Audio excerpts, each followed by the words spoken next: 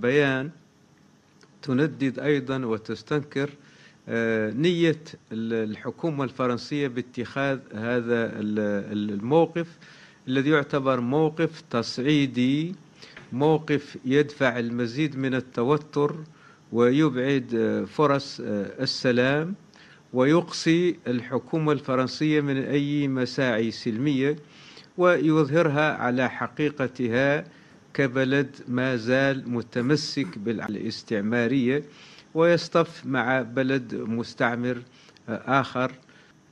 نعم، في الختام ربما ما هي الرسائل التي يوجهها الشعب الصحراوي اليوم للعالم بشأن قضيته العاطرة؟ والله هو أنه يظهر أن المقاومة هي الحل، لأن المراهنة مع الأسف على القانون الدولي وحده لا يكفي أنه البلد يكون لديه الحق. هذا ظهر أنه الحق بدون قوة لا يمكن استرجاعه.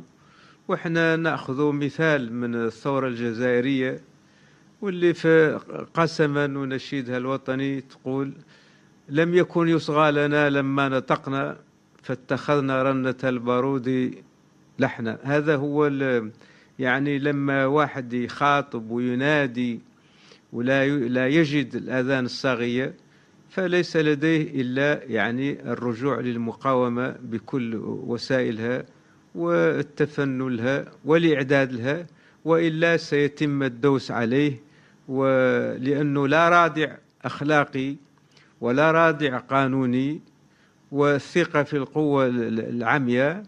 ومع الأسف هذا يفرض أنه لا بد من الاستعمال هذه القوة أيضا لإظهار أنه النظام المغربي والقوى الاستعمارية وراه ليس بإمكانهم ولا بقدرتهم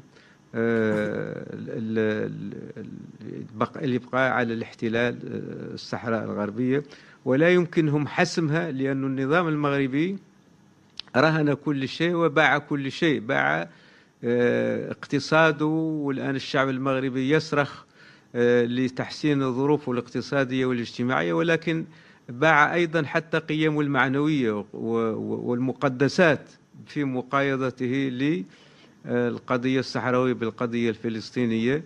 إذن باع كل شيء، كل هذا بسبب الرهان على احتلال الصحراء الغربية. ولكن هذا لم ينفعه شيئا ولن ينفعه، وتجارب كثيرة. والشعب الفلسطيني اللي احنا نحيوه على شهامته وعلى مقاومته يعني أسقط غطرسة جيش الإسرائيلي الذي لا يقهر بكفاحه ومقاومته. وهذا ظهر للعملاء والمطبعين اللي راهنوا على الكيان الصهيوني أنه لن ينفعهم في شيء، وأن أيضا القوى الاستعمارية الفرنسية الشعوب الإفريقية وفي العالم طردتها، وهي في حالة انكسار وانكماش ولن تفيد النظام المغربي. وبالتالي المقاومة مهما كانت الصعاب ومهما تطلبت من التضحيات هي الطريق وهي الحل. والنداء لكل أحرار العالم أنهم يقفوا إلى جانب الصحراوي ويقدموا له الدعم والمساندة ليستمر في نضاله وكفاحه.